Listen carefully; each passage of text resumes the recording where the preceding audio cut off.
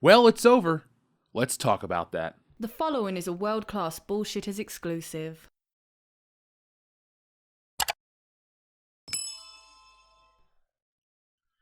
The Mandalorian Season 3 was highly divisive. Fans were split over the season for many reasons. Pointless detours, ridiculous cameos, and trite humor were all to blame. The Mandalorian was once known as the brightest part of the Disney Star Wars universe, which was incredibly dim in the first place, but fans tended to enjoy the adventures of Din Djarin and Baby Yoda. Season 3 ended a few hours ago, and fans aren't too happy. Just when you think Disney cannot heap on any more indignity upon Star Wars, Mickey Mouse and his minions find a way. Disney's mission to extract maximum value from the venerable sci-fi franchise began with a trilogy of ever dire movies, where lore-breaking storylines battled with dialogue so dreadful, they fly now, that didn't disturb the Force so much as to make it consider early retirement. Even worse was last year's Obi-Wan Kenobi spin-off, for which Ewan McGregor dusted down his 20-year-old Alec Guinness impersonation to little avail. Amidst all the Jedi dross, The Mandalorian stood out as a rare beacon of joy. There wasn't much to the tale of the armor-encased bounty hunter and his adorable sidekick Grogu, aka Baby Yoda. That was the point. Here was a reminder of the simplest pleasures. A tin-plated mercenary and his green blob sidekick having adventures, say, can be the most rewarding. But the gloss has gone off the show with its third season, and a spirited spectacle-filled finale isn't enough to restore Mando's mojo. There's a lot of action, and the script belatedly gives Grogu something to do beyond hopping around radiating cuteness. Alas, it's too little, too late. Grogu and Mando have been all at sea as they bounded about the galaxy over the past several weeks. Next, our shiny hero was diving pointlessly into the monster-filled waters of his homeworld.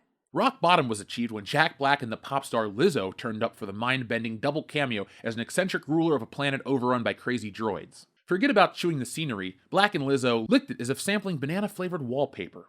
That was when they weren't delivering fruity gags that felt 30 years past their sell-by date. Those traumatizing memories will remain with Star Wars fans for some time, and the final installment doesn't come near to banishing them all. Still, it's enjoyable, pacey, and crammed with action. In the circumstances, that is perhaps the best that it could be hoped for. Din Djarin, as Mando's mum called him, and his ally Bo-Katan have led the Mandalorian tribe back to their homeworld. Awkwardly, the planet has already been colonized by Imperial restorationist Moff Gideon. Star Wars set up Gideon as Din Djarin's ultimate nemesis. However, he has only turned up at the end of each of the series of The Mandalorian, an emergency break for whenever the show runs out of storyline.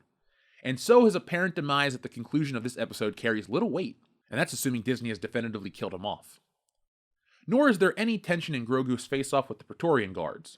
Whatever you think about the disposable Moff Gideon, it's unthinkable Star Wars would dispatch its unofficial mascot. You never believe he's in jeopardy. The Mandalorian's return has been a miss with audiences and viewership slumping by 50%. That isn't to say all hope is lost. Tony Gilroy's gritty Andor showed that even under the thumb of Mickey Mouse, Star Wars can be a conduit for gripping TV. With a fourth series confirmed, it isn't unthinkable that The Mandalorian can rocket boost its way back to its old glories. The finale ends with Din formally adopting Grogu, a trainee bounty hunter. Their next mission will be to scour the galaxy for Imperial holdouts similar to Gideon. After this year's murky middle, the hope must be that Mando returns to basics, and that jewel in the Star Wars crown will get its shimmer back. While displeased with the series, the outlook is oddly optimistic for the future. However, beyond that optimism is one sticking point that everyone seems to agree on. In fiction, a MacGuffin is an object or device in a movie, book, or series that serves merely as a trigger for the plot. The Ark of the Covenant, the Ring of Power, the Necronomicon, and Doug from The Hangover are all cinematic MacGuffins. In The Mandalorian, the Darksaber was the big MacGuffin of the series. After defeating Moff Gideon at the end of Season 2, Din Djarin obtains the Darksaber. In the Book of Boba Fett, the saber would begin to grow in importance. That importance would continue to grow throughout the third season of The Mandalorian, until it was treated unceremoniously and fans weren't happy. The Mandalorian Season 3 has now concluded, and with it, a whole range of plot threads from throughout its 24-episode run. One of those revolved around the Darksaber, but fans are divided over how this sacred artifact ended up. The episode saw Bo-Katan Kryze wielding the Darksaber as she fought Moff Gideon, which ended with, final spoiler warning, the Mandalorian artifact being crushed in the fist of Gideon's fancy new Dark Trooper armor. Damn, I didn't think they'd destroy the Darksaber like that, said Bloody Eagle 15 on Reddit. That thing is one of Dave Filoni's favorite creations and additions to the Star Wars universe. Filoni, the creator of the Clone Wars and Rebels, was an executive producer on The Mandalorian, introduced the Darksaber way back in 2010, in a Season 2 episode of the Clone Wars. It's since appeared in several other Star Wars media, and has been a significant plot point in The Mandalorian, culminating in a dramatic handover to Bo-Katan just a few episodes ago. It therefore came as a surprise to many viewers that his crumpled remains were tossed away in Season 3's finale. The Darksaber, the most powerful weapon and a religious symbol to the Mandalorian, gets snapped like a breadstick? Probably the one thing I had a real issue with, wrote one user on Twitter. But others tie its destruction to another plot thread, where the Mandalorians are moving away from outdated symbols and instead focusing on what matters most, uniting their people. All of Mandalore aided and witnessed Bo-Katan remake Mandalore from the guy that took it, said one user. The Darksaber is irrelevant now, she is the way. It doesn't need to be that complex, according to one user, who thinks destroying the Darksaber just makes things less restrictive for a show's creator to continue the Mandalorian story.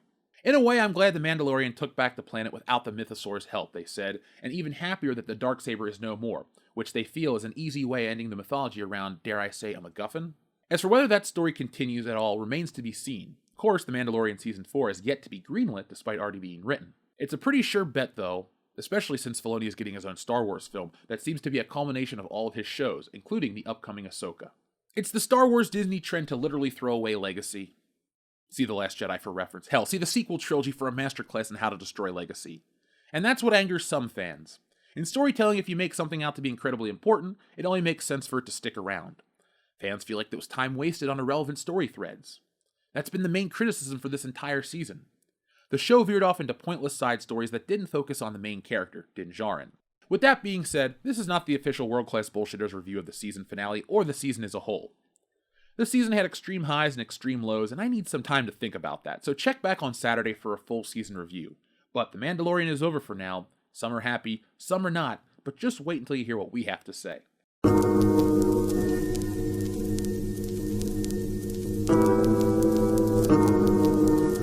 So folks, what did you think of the Mandalorian season finale? 3 questions for today. 1, did you enjoy the episode? 2, how do you feel about the Darksaber being destroyed? And 3, would you come back for season 4 based on season 3? As a whole, The Mandalorian has been the brightest spot in the darkness that is the Disney Star Wars series, but I gotta be honest, some episodes were good, some episodes were bad, and, well, it led to half the audience leaving the series, which was quite a shocker, to be honest. We're constantly told that only one part of the Star Wars fan base is angry, but if 50% of the people aren't showing up, it's gotta be a lot of people that aren't happy with the way Star Wars is going. But that's a topic for another video. So folks, I want to thank you for watching. I'll be back next time with that review and a whole lot more. But in the meantime, be smart, be safe, be cool, but always be excellent to each other. Mando! Welcome back, my friend. A little welcome gift. That's not the only gift I have for you.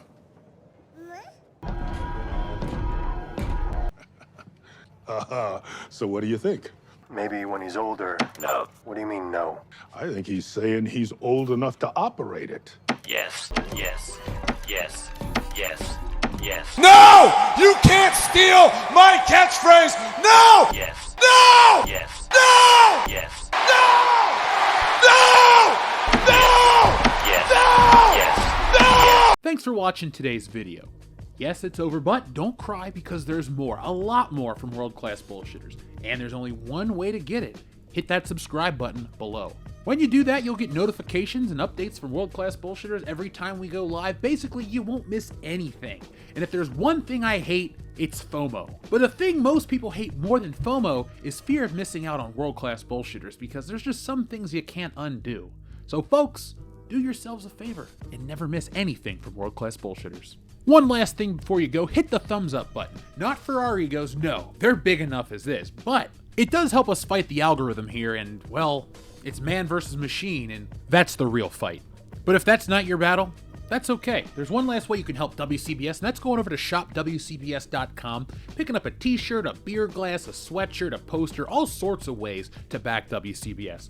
The difference between us and other YouTube channels is I'm the artist that makes all this stuff, so if you enjoy art, beyond t-shirts, you can even read our comic books. We got it all. We're called the epitome of pop culture for a reason, and no, again, it's not for our egos. So folks, make sure you're involved with every aspect of World Class Bullshitters, not just for us, but do it for yourself. We're making the change in entertainment everybody out there wants to see. And a special thank you goes out to all of our wonderful patrons who make this content possible.